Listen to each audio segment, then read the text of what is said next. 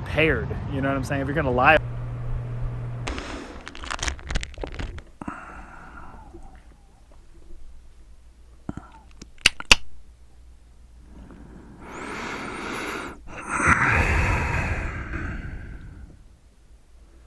Oh, it's going?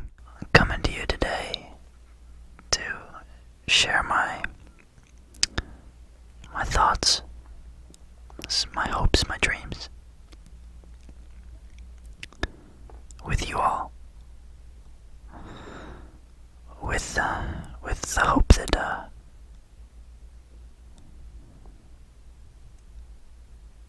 you all will be inspired and transformed by the words that I'm about to share with you.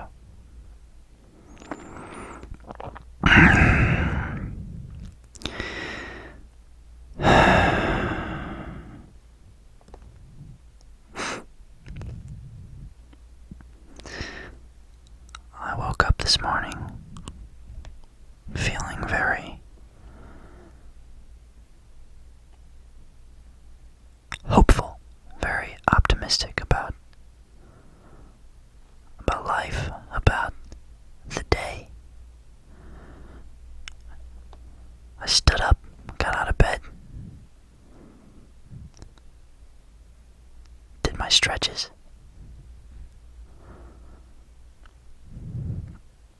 stood on my balcony, spread my arms out like this, and said, "Hello, sun. Good morning to you." And in that moment,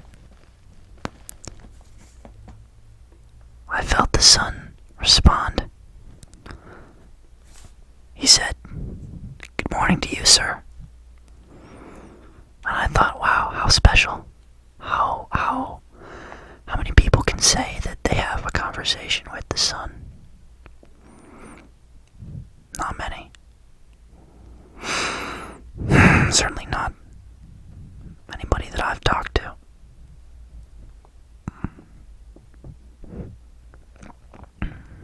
And then so, after that, I jumped in the shower,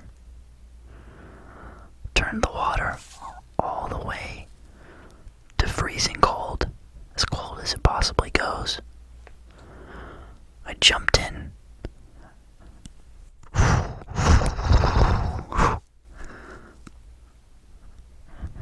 Took a minute to get used to the water, but once I did, boy oh boy, what an experience. It's truly a mind out of body experience when you turn the water on all the way to cold and you make your body adjust. It's almost a high of sorts. It's a beautiful thing. And I come out, I feel energized. I feel brisk. I feel smooth.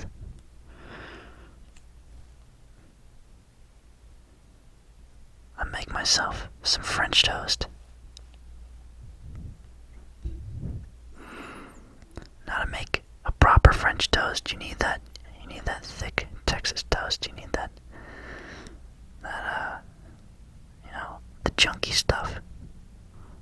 That fat bread, you know what I'm talking about. You take out some eggs, 6 or 7. You crack them. You scramble them in a bowl. You get it nice and smooth, like silk. It's gotta be yellow. You don't need any egg whites that aren't mixed in with the yolks. It's gotta be all smooth and mixed in. It's gotta be a big bowl, because you're gonna be splishing and splashing in there.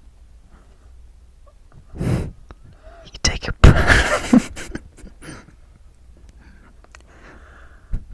you take the bread out, and you dunk it. It's kind of like you basketball players, you know what I'm talking about. It's like a slam dunk, you know. You dunk that then once you dunk it, you kind of like you kind of drown it, but not to the point where it's like where it breaks. See, it's a fine line. You kind of gotta like, if you ever worked in the CIA and you know what waterboarding is, it's like you kind of gotta like, and then like give it some air, and then like back in, and then give it some air. It's like you gotta like torture the bread a little bit. I hate to put it like that, but that's really what needs to be done if you want your French toast to be, you know, tasty. So yeah, once that's done, you put it to the side, and I like to make, 3 or 4 good size slices. So I do that with each slice. I put them on a separate plate, and I get my pan ready. Alright, so it's a nice size frying pan. The bigger the better, because the bigger the pan, the more leverage I'm going to have for flipping purposes. I heat my pan up, and this is very important. You gotta use butter. You gotta use a hell of a lot of butter. Paula Deen taught me that. I mean, I'll take half a stick of butter, and I'll just put it in the pan, and I'll just let that shit simmer. Then I'll turn the heat up, and I'll put my first slice of French toast that's by this point sopping in egg, and I'll lay it flat, right? And I don't put a lid on or anything, because it's gonna cook both sides, and I don't want that. I want to cook one side at a time, so I do this without a lid.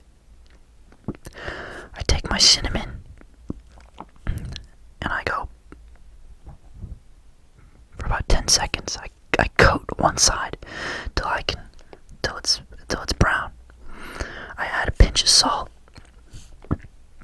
and I wait a couple of minutes until I see the egg at the bottom start to crisp over. Then I take my spatula. Now this part is really fun. Flipping a French toast, similar to flipping a pancake, is a unique experience in that you can easily, there's a very narrow margin of error. And what I mean by that is if you're afraid that you're going to overflip, if you're afraid that you're going to, exert too much force and the French toast is going to leave the pan, then you may underflip and it may just land on the same side.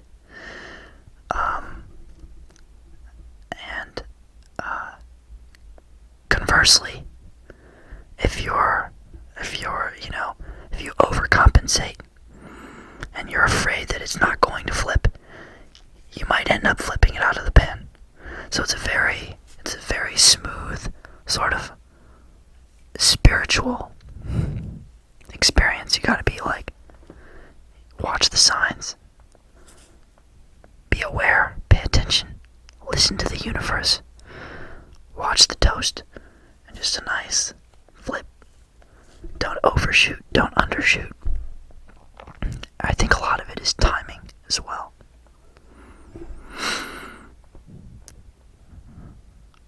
Once that toast is flipped, I'd give it maybe 30 seconds to a minute tops, and you're gonna have yourself your first slice. It's gonna be crispy on the outside. The eggs are gonna be nice and toasty, to the point where they make a crunchy sound if you bite into it. Look at that, It's a terrible imitation. But it's gonna be soft on the inside. It's gotta be soft on the inside. Almost a little bit gooey. I know that's a strong word.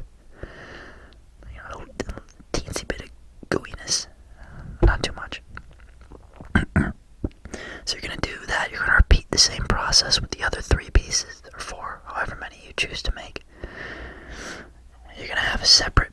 plate ready to go where you're piling the toast on top of each other. Now you get your maple syrup. Now, anybody who likes food of any kind should always have a large tub of maple syrup in their refrigerator somewhere. Multi-purpose. You use it for everything. You use it for eggs. You use it for pancakes. You use it for French toast. You put it on ice cream. You use it for smoothies. You put it on fruit, yogurt. The possibilities are endless. So maple syrup, you gotta make sure you have that. What you do is you have 1, 2, 3, 4. Those are your pieces. You douse the maple syrup on top to create a nice pond of sorts on top of that first piece. And then what you do is you lightly drizzle across to create sort of a little crisscross that shows up on the plate. Now this is purely for aesthetic purposes because of course you're going to want to take a picture and show your friends what you've done. And then my friends, you dive in.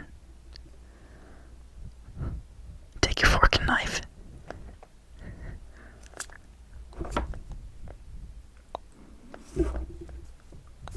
That's it.